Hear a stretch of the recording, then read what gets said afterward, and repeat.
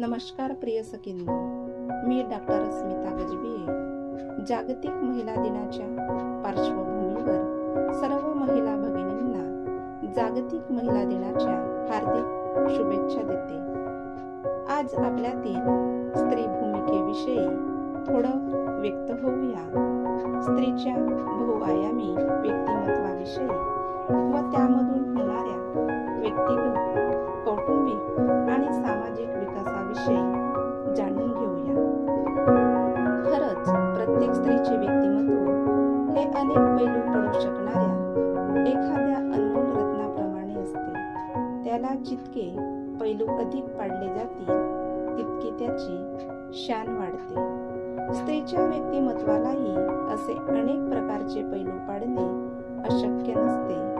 किंबहुना स्त्रीचे मन व शरीर जितके अधिक विकास पावेल तेवढी तिच्या व्यक्तिमत्वाची छाप चहूबाजूस पसरते. स्त्रीच्या शारीरिक आणि मानसिक आरोग्याचा दर्जा जेवढा अधिक असतो तेवढे तिचे व्यक्तिमत्व अधिक चांगल्या प्रकारे आकारते. मग ती केवळ गृहिणी असो किंवा नोकरी करून गृहिणीपद सांभाळणारी असो, स्त्रीचे मन, शरीर, मेंदू यांच्यात तल्लखपणा व तरतरी असली पाहिजे. स्त्रीच्या व्यक्तिमत्वाचा विकास होत असताना शरीर स्वास्थ्याबरोबर मानसिक आरोग्याचाही विचार करावा. आयुष्यात विविध प्रकारचे आनंद उपभोगण्यासाठी मानसिक आरोग्याचा समतोल राखला जाणे अगत्याचे असते.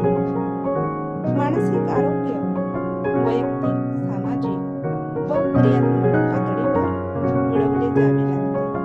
तेव्हाच ती व्यक्ती आपल्या जीवनात सर्वार्थाने समायोजित होते. यात आत्मविश्वास, आत्माभिमान, समाजातील रूढी व परंपरांचे पालन करणे अशा अनेक गोष्टींचा समावेश होतो.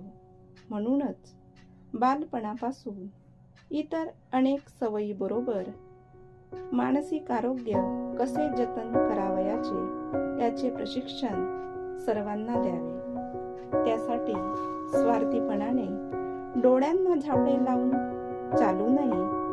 केवळ आपल्याच हिताचा विचार करू नये, तर आपल्याबरोबर इतरांचाही विचार करावा. इतरांसाठी जगण्याचा प्रयत्न करावा. कारण स्त्री समाजामध्ये वावरत असताना तिच्या स्मित हास्यामुळे साऱ्या जगामध्ये हास्य व प्रकाशाची किरणे पसरवत जाते. तसेच घरामध्ये सुद्धा तिच्या अस्तित्वाने घराला घरपण येत असतं.